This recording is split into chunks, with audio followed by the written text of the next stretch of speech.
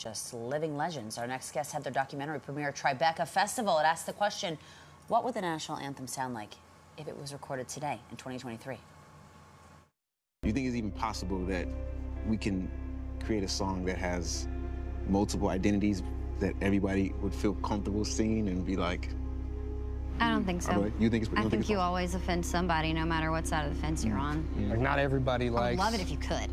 I think there's a difference between made for and accepted by. I do think there could be a song made for/with everyone in mind. I think we can try, and I think we should try, because things have to progress. It has to. Amen to that. Very interesting. Anthem premiered at Tribeca yesterday, and joining us live this morning, composer Kris Bowers and Grammy-winning music producer Dahi, both whom are featured in the documentary. Hello and welcome. Thank you. Thank you, guys. To Thank New you York guys Living. for being here. Thank you. It's interesting that we talk about the anthem because Friday we were celebrating all things Puerto Rican. And Puerto Rico, to some people who may not know, we have our own anthem. And it is up, are you guys familiar? Not really, This will be your second documentary because it is up for debate, because there are a certain sector of people that think it was written by colonizers. And shouldn't it advance? So this documentary is so timely. Very poignant, for so many people. What was the impetus to doing this? So Pete Nix, the director, came to me about 4.5 years ago, just because he'd been thinking about this idea of the anthem. He worked on a few projects, or was talking about a few projects that were going into the history of it. And he came across this piece of information that talked about the fact that the anthem that we know, the Star Spangled Banner, is actually written to a British piece of music. And so he started thinking about how influential our country is, known for music, and wanting to figure out if it's possible to kind of reimagine the anthem for today's time with American music at the core of the influence. I want to take a deep dive into what your thoughts, particularly on the matter, are. But first, we would be remiss if we did not congratulate you coming off of... Oh my gosh, where are my manners? Congratulations. The festival appearance. Thank you. I mean, Tribeca Festival is huge. Many will aspire, not all will reach. So congratulations. Thank you. Absolutely in order. How are we feeling coming off of that? That's amazing. You know, I think for me, it's something I've never really thought about as a goal of mine, but I think just being a part of a film like this and seeing it have a connection with people, and also kind of just the idea of what this film means, being able to have a honest conversation about that and have a platform as Tribeca Festival is just something that I'm just amazed to be a part of. So. Yeah. How about you?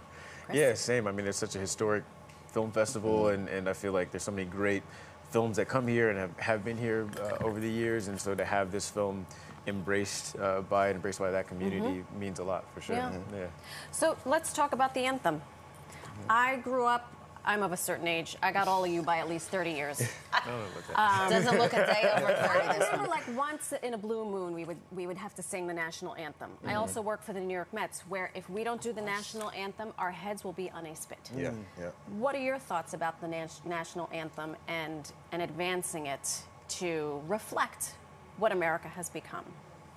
Well, I think for me, just knowing, obviously, you know, singing the national anthem in games and knowing the tradition behind it. I think one thing I realize about it is that the words may not really be the focus. It's just more the tradition of singing it and what it means for everybody individually. Everybody has their own story. Everybody has their own connection to it. And so for me, you know, I think about, you know, my father's an immigrant from the Ivory Coast, and coming to America and trying to make a better life for himself is something that I've always have an appreciation for, of just being born here.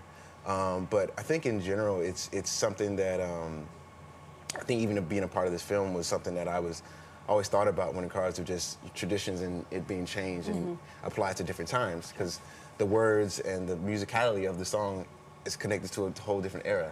So reimagining it in today was just something that you know, when Kris brought it to me, was like, oh, this could be kind of cool to do, and just to try as a social experiment. Yeah, for sure.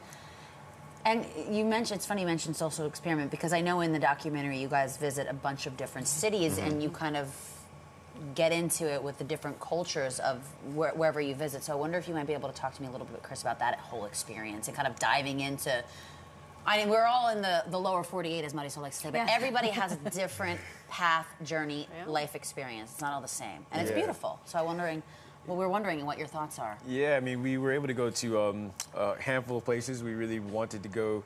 I mean, this could be like the beginning of a series of films if we went to all the different places. But Put it out there. we went to Detroit and New Orleans and Tulsa and Nashville and Oakland and the Delta, and to talk to all these different people about their culture and the musical history of each of those places was really inspiring, but also just how we were able to bring people from different backgrounds to the conversation. Like, that was the big thing for Pete, the director, was opening the floor and holding space for people that had very different opinions about the anthem, about America and all of that, and to see if we can have space for those opinions to kind of coexist and have fruitful conversation from it. And so it was really beautiful to have people come with such openness to those conversations and really be willing to not only express themselves and be vulnerable, but also hear someone else's opinion and have respect for that as well. Yeah.